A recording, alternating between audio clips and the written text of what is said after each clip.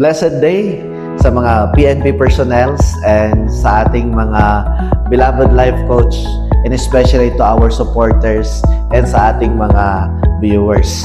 Together with me is the snappy Chief of Police of Mangkayan, Sir Captain Jeffrey Bayading. Sir, good afternoon po. Good afternoon, Pastor. So, continuous po yung prayer ride natin, and Sir Captain po ay siya po yung first na graduate ng ating 21st leadership, isa sa mga pinaka-first graduate dito sa Benguet PPO.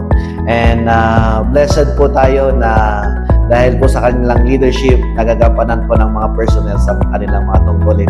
Sir, ano po yung greatest takeaway nyo sa ating 21st leadership?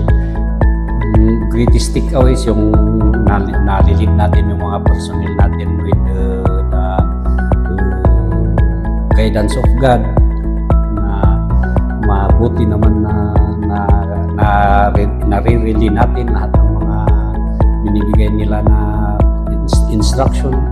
We do our work religiously.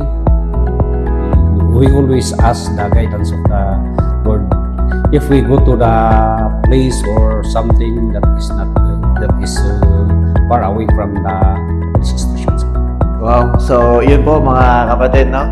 Yung takeaway ni Sir sa ating training is to pray first and to lead the personnel in godly manner and in a religious way. So, wow. So, napakaganda po yung takeaway ni Sir. So, ano po yung naging impact niya sa mga relationship niyo sa mga personnel po natin?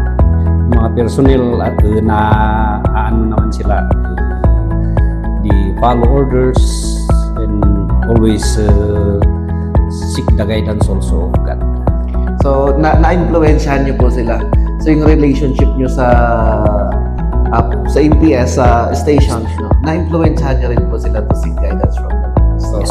So, yun po yung maganda na ang leadership po is influence. Isang topic din po natin yun, sir, eh. Yes, Oo. Pastor. Leadership is influence. So, praise God na na nagagawa ni Sir. And Pastor, ano po ang pwede nating i-highlight sa Mangkayan, Sir? Ang highlight is sa Mangkayan is yung mga personnel natin. They can work with their heart, and they always bring good services to the people.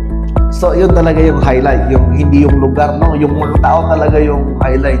So, wow, what's an amazing highlight sa Mangkayan? Hindi yung lugar. Walang ano sa lugar. Sa mga tao na lang ho tayo, no? Oh. Because they are doing their job well. Wow, what's an amazing impact po sa ating training. Sir, ako po si Pastor Jason. Ako po ay kasama nyo, partner ninyo, life coach po ninyo.